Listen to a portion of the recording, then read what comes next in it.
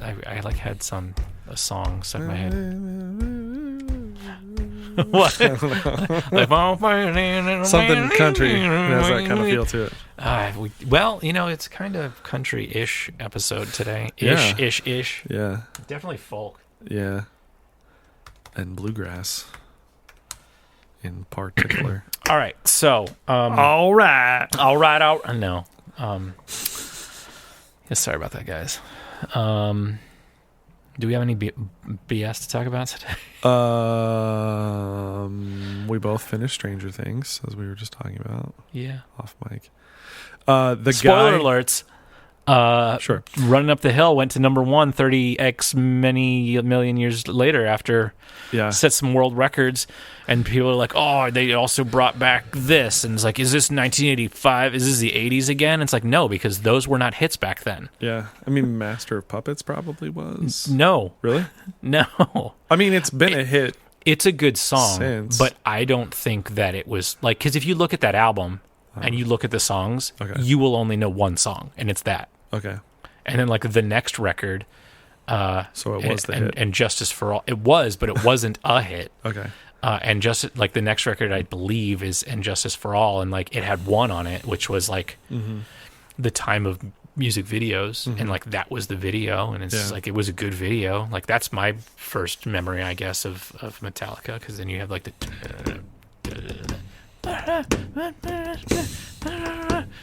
But like then the Black Album was their album. Sure. But anyways, it's like, is it 1985 again or 86 again? It's like, no, it's not, because no one listened to these songs. Yeah. It was Peter Gabriel. Apparently the guy who plays Vecna. Yeah.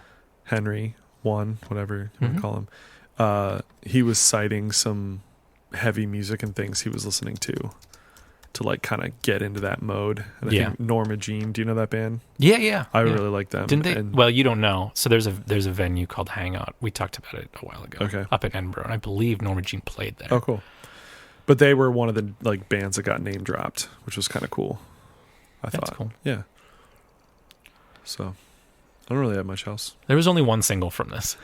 It came out in July. Oh my god! It came out in July. From what? What are you talking about? From Master of Puppets. Oh. There's only one single. It was Master of Puppets. Yeah. And it came out in July. Okay. Which means it didn't come out. I mean, the album came out in March, but that single came out in July. Okay. I think Master of Puppets is a bigger song than you give it credit for. In that world, it's huge. But as far as the world... What's like the chart? That's what I'm trying to find out. I don't think it did. 87 in 1986. Okay. That's pretty big. Top 100. Yeah. It got some play. There wouldn't have been much else like it. Yeah. At the top of the pops. Anyway, my first this week? Yes, you are. Cool. That's how this thing works. So in June, I was in Kansas City, and if you listen to last week's episode, you heard me say that exact sentence and no more. I was in Kansas City for the AP reading, and we always like to see like stuff that's happening. Did I tell you the other concert that was happening? Possibly, but let's pretend I'm not the listener here. Sure. But I don't remember if I told you about it after I got back. I don't think I did. We'll just say no. It was Bayside, Thrice. Yeah, you didn't. And Anxious was opening for them. Yeah, okay, I told you about that show, and it was out there. It was down the street, well, not down the street, but it was in Bethlehem. Oh, and I said I should go. Right, Did you go? No. Why didn't you go? Because I'm not a big enough fan of any of those bands. And like I would have had to go by myself because like none of my friends there would have gone with me.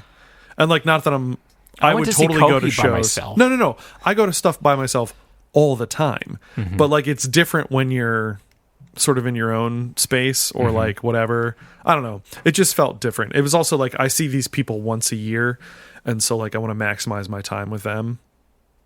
Do you know what I mean? Like so. Anyway, and again, I'm not a big enough fan of either of those bands. Like I'm probably a bigger fan of Anxious than I am of Bayside and Thrice. And so I don't know. For me it wasn't worth on that trip to go by myself. So But yeah, if it was like Under Oath is playing or whatever, I would be like, okay, I'm going. Nobody else is going. Great. And I'm going to see Under Oath tonight. But anyway, one of the things I did go to with a whole bunch of folks was Béla Fleck. And doing every time you say Béla Fleck, I want to be like, and the Flecktones. But it's not the Flecktones. Yeah, I know.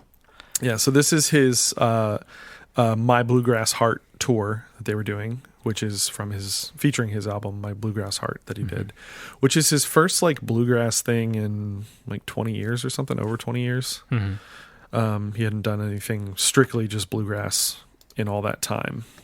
So for those that don't know, he is a banjo player. Him and Steve Martin. and others. But he's kind of like... Name a third.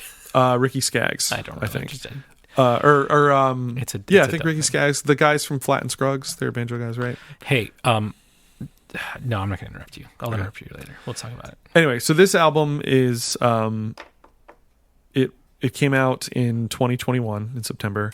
It won the Grammy for Best Bluegrass Album. Because there's 3 of them. I'm joking. That's all right. Bluegrass is awesome. Yeah. It's got a whole bunch of folks on it. I'll just list off all the people that are on it. Sam Bush, Jerry Douglas, Stuart Duncan, Edgar Meyer, Bryan Sutton, Billy Strings, Chris Thiele, Noam Pikelny, Sierra Hall, Molly Tuttle, Tony Trischka, Michael Cleveland, and David Grisman. I know some of those people. I don't know most of those people. Yeah. Sierra Hall, I know. She is a mandolin player and singer. I have known about her for about 6 months or so. She was on tour with Corey Wong in like January, February and stuff. And I found out about her through him. But I only just kind of like recently got into her music, which is really good. And then Chris Thiele, mandolin player, also pretty famous. He was in Punch Brothers, I think. Does his own thing. He now hosts what used to be Prairie Home Companion. It's now called what? Live from Here. What? It changed? Yeah, because what's his name is problematic. He got fired. Yeah. So Chris Thiele hosts it now. Stuart Duncan I know as well, and Edgar Meyer. Billy Strings I've heard of, but I'm not familiar. And just some other folks. But yeah, I've never really listened to bluegrass, not like straight up. And that was obviously like my first bluegrass concert, but it was really, really, really, really, really, really, really good. I had a really good time with it. It featured, the ensemble was Béla on, at least the version I saw was Béla on banjo, Sierra on mandolin. Can I remember the other people that were there? Michael Cleveland on fiddle. But I believe David Grisman. I'm trying to look up who he is to make sure. Nope, not him. Who else was on that thing? Was Bryan Sutton on there? I don't remember. It was Bryan Sutton, I think maybe it was one of them. Anyway, it was guitar, bass, mandolin, dobro, banjo, and fiddle. That was the ensemble. And it was really awesome. They did a good job. So they played everything from this album, all 19 tracks, plus a couple of other things, a couple of his like big hits, Stomping Grounds and Big Country, which are like bigger hits that he had like with Flecktones and some different things. So the tune we're going to listen to is called Vertigo, and it features Sam Bush, who looks like is a mandolin player, Stuart Duncan, who's a fiddle player, Edgar Meyer, who's a bass player, and then Bryan Sutton, who is a guitar player. So it features those folks on there. So the song's called Vertigo. And what is Vertigo? It's a U2 song. Yeah. Isn't it like you kind of get like dizzy and other things and whatever? Yeah. And this kind of, I think, represents at the very beginning. Yeah. Like they played the theme, and then they play it faster, and they play it faster, and they play it faster, and they play it faster and faster and faster. Yeah. And I was like, that's cool. I wonder if that is supposed to be the Vertigo. I believe so. Possibly. Yeah. So here it is.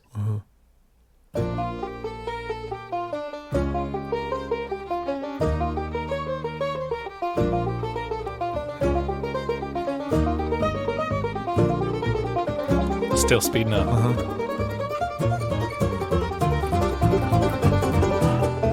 And it settles in. Yeah. could also be like a train type thing. Yeah. One of the things, so I've listened now since that concert to an interview with Béla and an interview with Sierra Hall. Yeah. And just heard them talk, her more so than him, but talk a little bit about like the bluegrass stuff and like use some different terminology and things. And it's kind of interesting. Her interview was even more interesting because she talks way more about bluegrass and like just kind of how it works in the ensemble and stuff. And like basically everybody kind of plays like different roles at different times. And so like the mandolin does what they call like the chop, which is kind of like a chunk, like just kind of going on right now. Yeah. And it's partly because like there's not usually percussion. There's no drums or anything. So if the mandolin is then going to take a solo or going to play a lead line or something, somebody else has to take over the chop or not, but that's kind of how it'll go sometimes. And there's like little duets and little trios, and sometimes the whole ensemble's going and sometimes somebody's soloing, and it's just really fascinating and interesting. And my one friend, Chris, shout out to young Chris. You got Chris number 2, I got young Chris, up in Brainerd, Minnesota. He was telling me he watched the Ken Burns like country music documentary, and in it, at part of it, they were talking to some jazz musicians and jazz guys. Some of the jazz guys were like, bluegrass is just bebop, just country's version of bebop. And I was like, oh shit, it totally is.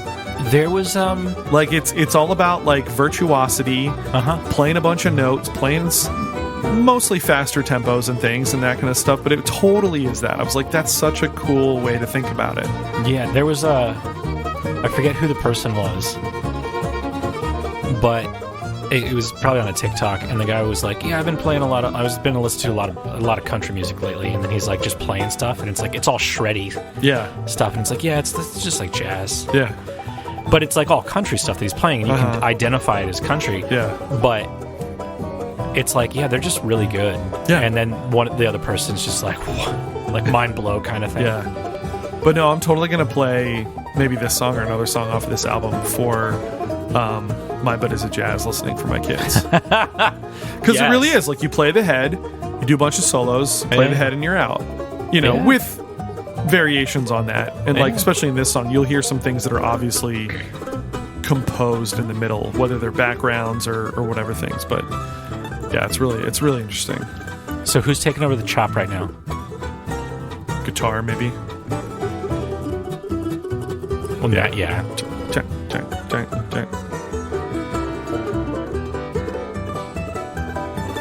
Bass, maybe. Yeah. But it was really cool. So some of the things that happened within the concert. So the guy that played dobro, and he played it like flat, like a lap steel kind of situation. He also played banjo on a tune and played fiddle on a couple tunes as well, which is kind of cool. Everybody else just kind of did their thing, except for the bass player, who also did like some ham boning in the one song, which is really cool. I actually picked up on it early in the show. On the stage, in addition to their mics and stuff that they had set up, there was like a little like just the tiniest little platform, maybe like 2 inches high, and a microphone, and I was like, somebody's gonna be dancing. I thought it was gonna be like soft shoe or tap or something, but he was doing ham boning stuff. It was pretty cool. But yeah, I lost track of all the tunes that they played because it was a lot.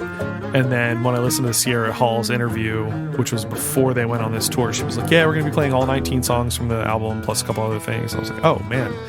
They did. I mean, I knew they played a lot, but...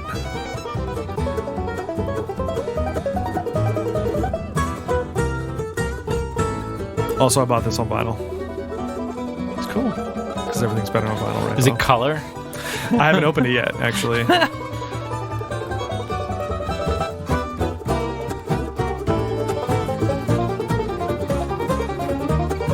And just so seamlessly back into the main melody, which happens a lot in especially bebop stuff.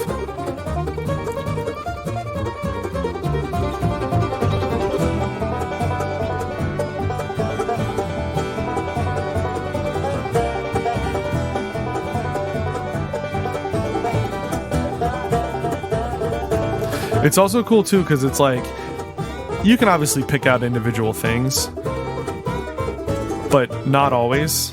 You know what I mean? Like, it is kind of hard. Like, they all have their individual voices and individual timbres and different things, but in some ways it's kind of like it all just goes together at once to make this thing. And like, if you pulled out the banjo from the mix, you would notice it. But you can't always distinguish those parts, if that kind of makes sense. Yeah. There's also this. Certainly gets there. Yeah. They do that on every track. Yeah, because it's like they're live. It's not like we're going to record the bass and then we're going to record the banjo. It's like, no, you just like get them in a room and play. Yeah. He had an interesting... Which is the same way as jazz. Get in a room and play. Yeah, you often just do like live takes and stuff. That's why like on old jazz records, you'll see like on like expanded editions or whatever, you'll see like other takes. Oh, yeah. So that way like... the worst solo in the world.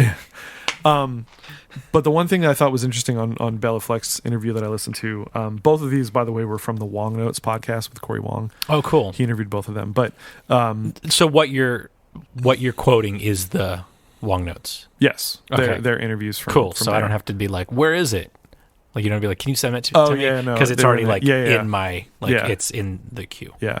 But the one thing, this is unrelated to this stuff. It just was, he was talking about working with the Fleck tones and stuff. And he said, they were putting out these records and stuff, and they obviously are good musicians and they sounded really polished and all this different stuff. And he said both Victor Wooten and his brother, Future Man, I don't know his actual name, Future Man, he refers to him as Future Man also. So they were both kind of saying like, man, we wanted to sound like more raw, like less like precise and clean and blah blah blah and all this different stuff. So he was like, okay, because I guess like Béla does like all the editing and mixing and everything of stuff. Okay. So basically like they would record for a day, he would stay, put everything together, and then the next day they would have it finished and listen to it and decide on things. So he said both these guys were like, we don't want it to be so polished, we want it to be way less polished, blah blah blah. So he was like, okay. So then they did some recording like that where they wouldn't, they would take the not as good take or whatever. And so he kind of mixed it and whatever, and he goes, then the next day Victor comes in and he goes, this is pretty good. This is exactly what I'm looking for, man. But I just want to fix like this part and this part and this part and this part. And he's like, yeah, okay. So they go back and they fix those parts. And then Future Band comes in, he's like, yeah, this is really great, man. This is exactly what we wanted. I just want to fix like this part, this part, this part. So he goes, by the end of it, you have the exact same thing that you would have done if we would have just been as like anal about it to begin with. But he said it's just, it's just part of the process. And, everybody kind of, in a band, people need to have their say, and so they felt like they had their say and they got to do what they wanted to do, but it produced the same result, which I just thought was funny. Future Man's real name is Roy Wooten. Roy Wilfred Wooten. There we go. Goes by Future Man, but known to fans as Future, Futche. Cool. Future. Plays the drumitar. Yes. Yeah. Is that what it says? Synth Axe Drumitar. Yeah. Have you ever seen it? I'm looking at it right now. Yeah, it's weird. It is. They're very interesting. So are you intrigued to listen to more bluegrass? Or more, at least, from this album? Probably won't, but, I'm not saying it's bad at all. It's not my jam, but, like, it's just a thing. Yeah. It was really cool live. I've listened to the album since. I don't know that I would go back and like listen to the whole thing again, but I listened to parts of it. Certain tracks I really like. But yeah, it was a cool experience. If you can get a chance to see this, I don't know how much more they're touring of this particular thing, but anything like this I would recommend for sure. And Sierra Hall I'll be playing on a future episode of a podcast, like from her album. She's got some cool stuff. So you're up. Chachi. Europe? Chachi. I heard Joni loves you. Does that count? Anyways. I know nothing about this person. I found them on TikTok. They are an unsigned only music competition semifinalist from 2022. Sure. Drumming Bird is an indie rock band based in Nashville. Indie rock? That's what they say. That's what it says on their website. I know. Like, I think if you push further back, they're in this song, it's pushing more towards folk, country. He's wearing a country hat now and cowboy boots. Yeah. So, indie rock band based in Nashville, Tennessee, and the main vehicle of singer-songwriter Austin Swires. The 23-year-old has been writing and performing music for over 7 years as Drumming Bird. And then it just goes on and on. Saw them on a TikTok just playing acoustic guitar. Mm-hmm. I don't think it's a band. I think it's just him. Yeah. Which is kind of reminds me of like Roger Harvey, a friend from Philadelphia.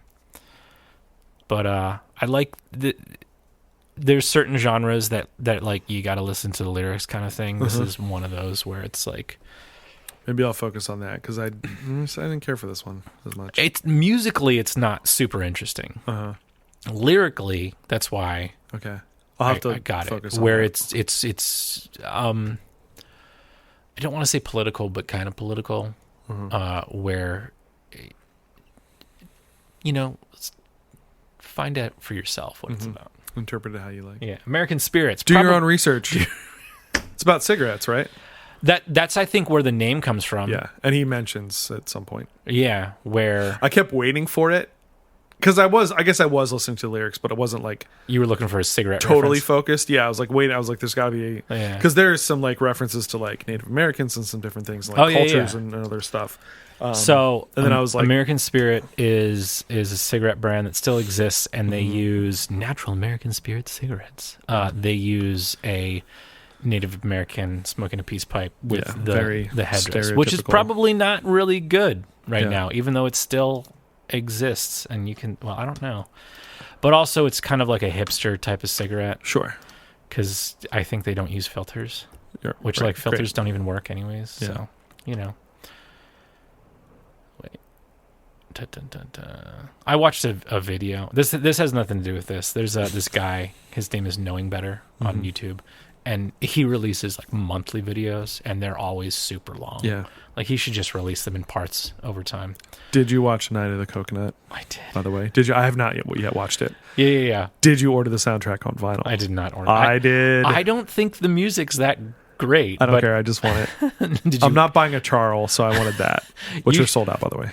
But no, they're not. Are they back? They did sell out. I just saw that they're like, please buy more Charles plushes because it's filling my basement. Oh, I totally thought there was a video that was kind of like, how did we get here? And by the way, we're going to take a month off. Yeah, because we're tired. Yeah, we can't do this anymore. I'm surprised he's not taking like 6 months off. I know. I'd be like, I'm taking the rest of the year off. Yeah.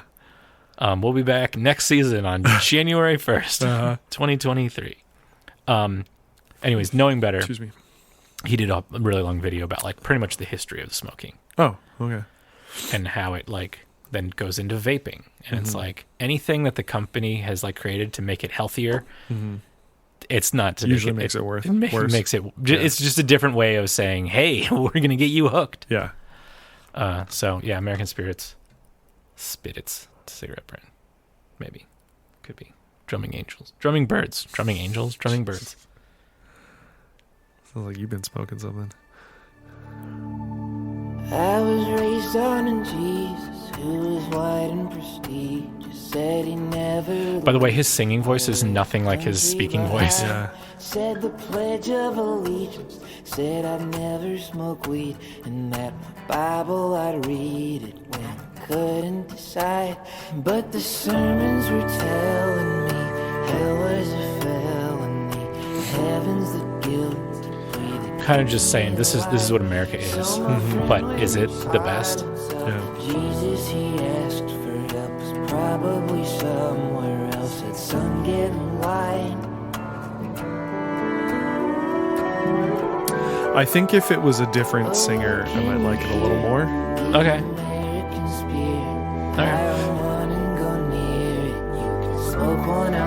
Yeah, he's not bad. It's just not. It's unique. It's not for me. Yeah.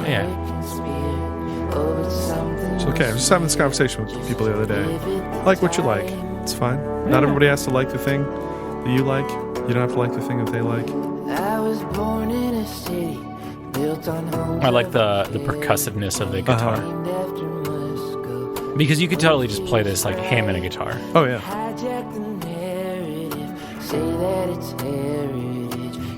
I like that. Hijack the narrative, say that it's heritage. That's a good line. Yeah. I do remember that from before.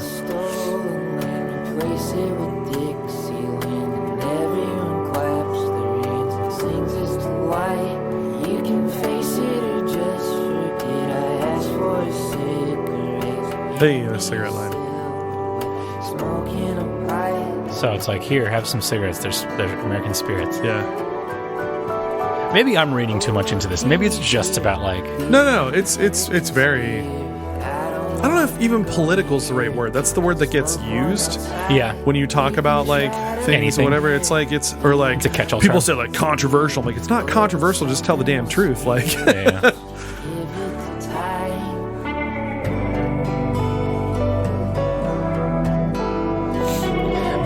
His other songs are... I like it better. Yeah. I will say I only listened to it one time. I like it better on this listening. One, I'm just giving it another chance, but also like focusing on the lyrics a little bit more and like even just musically, like what's going on and stuff. I still, again, his voice, not for me, it's fine. But I do like it as a song and as the lyrics and stuff in general. I wish he would lean into this, because like a lot of his other songs aren't like this. They're more indie rock-ish, pop-ish. Does he sing like this on the indie rock stuff? It's all this. Yeah. But I like this song and the way that this is going. Okay. But I don't know if it's like authentic or if he's just like, I'm gonna make a country song. Yeah. So, but I dig it.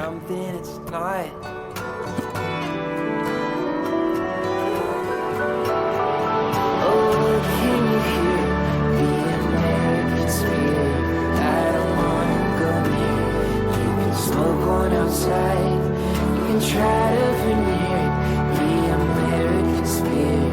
Oh, but something will smear. Just to give it the time. You can try to steer the American spirit. Oh, but something commandeers the wind in the pines. You can face it or just forget I asked for a cigarette. You hand me a silhouette, smoking a pipe.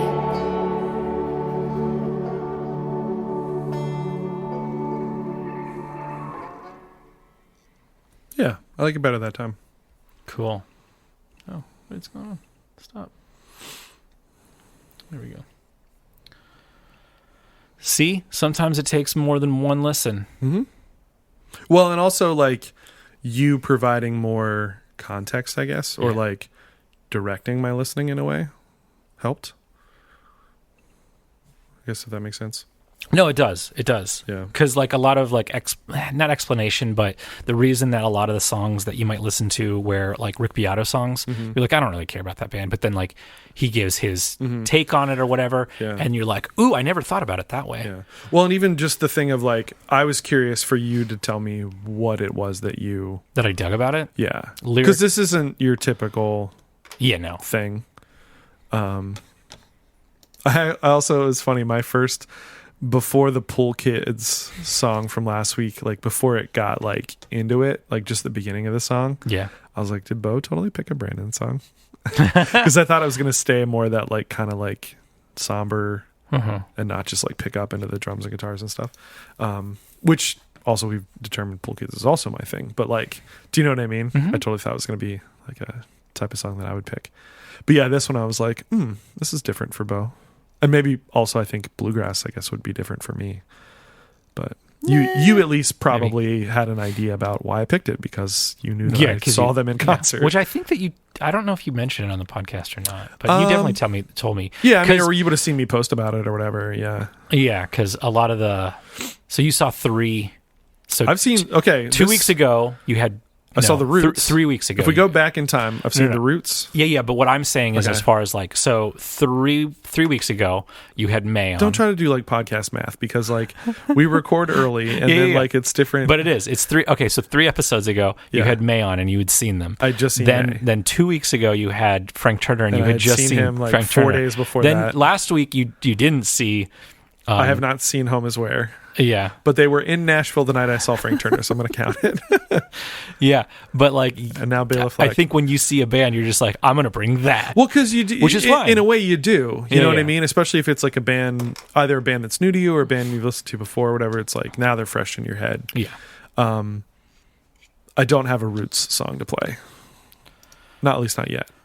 I don't listen to them enough to know many of their songs, but I just like them. So...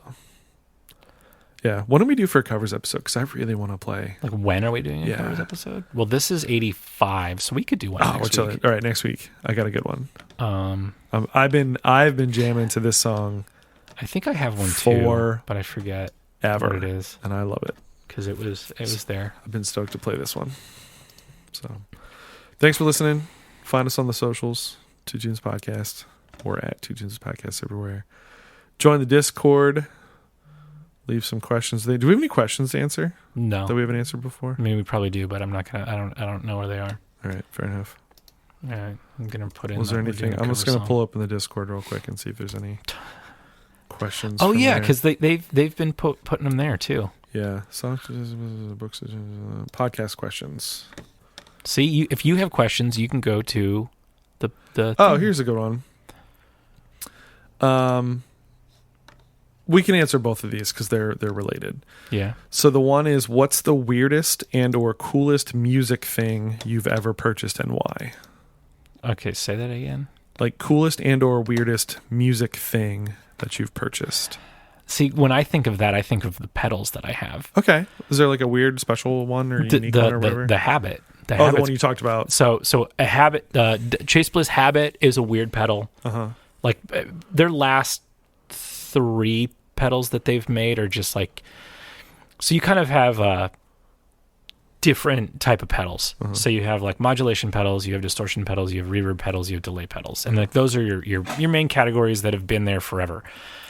Chase Bliss will take that and then like, but what if we did this and this and this and this and this and this, and we put it all in a pedal, and then we added MIDI capability where it basically turns this knob, and so they're always like making weird, interesting pedals. Okay. So that pedal is awesome, but it's also like kind of hard to like if you're just like, well, I just play guitar. Yeah. That pedal is not for you at all. And then what is the company called? Holocron something. The pedal is called a Microcosm. Okay. Similar kind of thing where it's a delay pedal, but it takes like really finite amount of stuff and then we'll play it back in different ways. Like there's one setting that will take whatever you play, it'll take your sound and then it'll pitch it up an octave but play that twice as fast. And then we'll also like pitch it down an octave and play it half as fast. Right. Okay.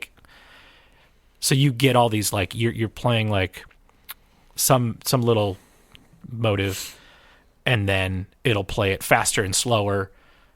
And so basically like we'll play 4 different versions, the way that you played it, and then a faster version, a slower version, and then even like a quarter of it. Right. And like, so then you have all these little bits of pieces that'll then those will repeat and create stuff. So you could just play something super simple and it'll just spit out magic. Okay. Do you want to answer the second one or do you want to? What was the? So the second one is a follow-up. What's the weirdest, coolest music thing you've ever gotten for free? And what's the story behind it? How you got it? Who's this from? So the first one is from Who's Me in All the Worlds? All the Words, excuse me. I don't know. Me and All the Words? You don't know who that is? I mean, I probably do. It might be Christian. I don't really know. I don't know. And then the second one was from Devin. Okay. It's probably Christian. So I'll answer mine first. So the weirdest, coolest thing that I've purchased. So I am a collector of things, records, books, Groots. Yeah. Just lots of things. I like things. When I go to shows or when I have an experience, I like to have something from that experience to help remember it by and blah, blah, blah. So one of the things I try to get as much as I can is I try to get some like music things, of course, because I'm a musician, but, I'll start with some of the more tamer, weirder things. I have several, like wax cylinders. Ooh, that's cool. Yeah. Never going to be able to play them on anything, but I have them. I have a couple piano rolls as well. Same deal. Never going to play them on anything. I also have, in my record collection, 2 of the things I think are the coolest and weirdest. One is a blank vinyl disc. Okay. It is a blank disc that you were meant to take into somewhere and record on. It's basically like the equivalent of having like a blank CD, but it's a blank vinyl disc. I just think that's really interesting. And the other is a postcard from I forget where. I'd have to look and find it, but it is a postcard that basically has like like you can play it on a turntable. Mm-hmm. And there was like a thing, I guess, that they would do in like the 50s or 60s. Essentially what they're doing is they're taking like a plastic like flexi disc that you can get now and just like putting it on top of this thing. So like the postcard on the front is a picture of, say, like, I think it's like the National Mall in DC, but then you like lay it on the turntable and there's like grooves into it and you can play stuff and it just tells you about like where you were. Oh, so that's kind of cool. It's interesting. I don't know if I'll ever play it because I'm kind of worried about like jacking it up, but yeah, it's kind of neat. The only thing, I don't know, I don't get free stuff either. This is music related, I guess. I was at a concert. I don't remember what it was. It was at Hershey Park Stadium. And as we were leaving, there was just like this box sitting on the middle of the ground that had these hats in it, these like trucker hats. And so I grabbed one because there's like nobody around. Okay. We were just like leaving the thing. And like obviously somebody had been, I think it might I really wish I could remember where it was. I really don't. Or what show it was. I really don't. Mm-hmm. But it was this thing called MySpace on the hat. And I was like, I don't even know what this is. I thought it was like a band or something or whatever. Oh, at the time. So this is like 2003, 4, something like that. I don't know.